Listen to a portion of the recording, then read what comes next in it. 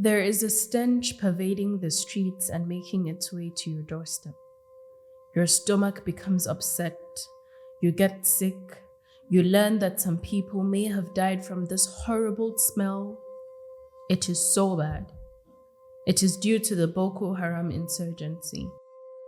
The ambulances and the mortuary carrying the dead bodies are emitting this explosion of disastrous odor onto you and your neighbors.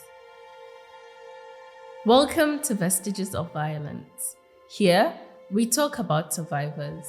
For Human Angle, I am Sabiga. During the height of the Boko Haram insurgency in Nigeria, there was an alarming number of missing persons. A Human Angle investigation found that many unidentified corpses were being dumped at the Borno State Specialist Hospital. Adjacent to the hospital is the Hausari community, and they have grievances of their own. When the military ambulances came, residents and passers-by were requested to help in offloading the corpses, sometimes with gloves, other times without any. When they saw the van, they would hide, knowing they could not refuse the officer's orders. But long after the ambulance left, a foul stench lingered near the mortuary, making life miserable for everyone who lived nearby. Members of the Hausari community were most affected.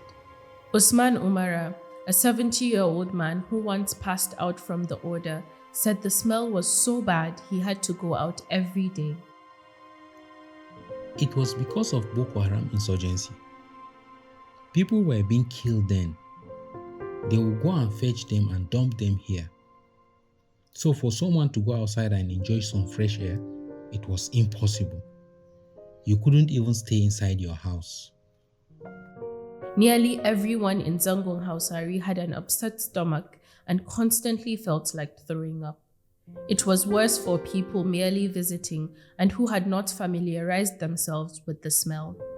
People adopted various coping mechanisms such as drinking milk or pouring Izal disinfectant by the entrance of their rooms, or avoiding roads where the foul odor was stronger, or if they could afford to, moving out of the neighborhood.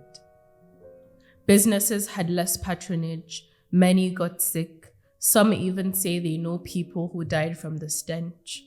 Kashim Abdullahi, a 32-year-old man, was born in Zangon Hausari and still lives there. Even as the situation worsened, he could not afford to leave. During that time, a lot of people left the area because of the smell, but we had nowhere to go, so we were here.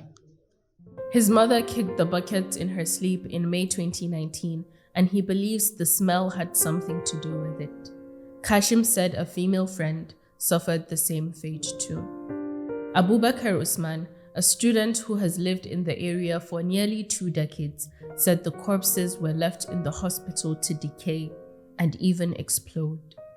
When the smell got really bad, we usually concluded that a new corpse had exploded, because when it was exploding, those close to the hospital could hear it.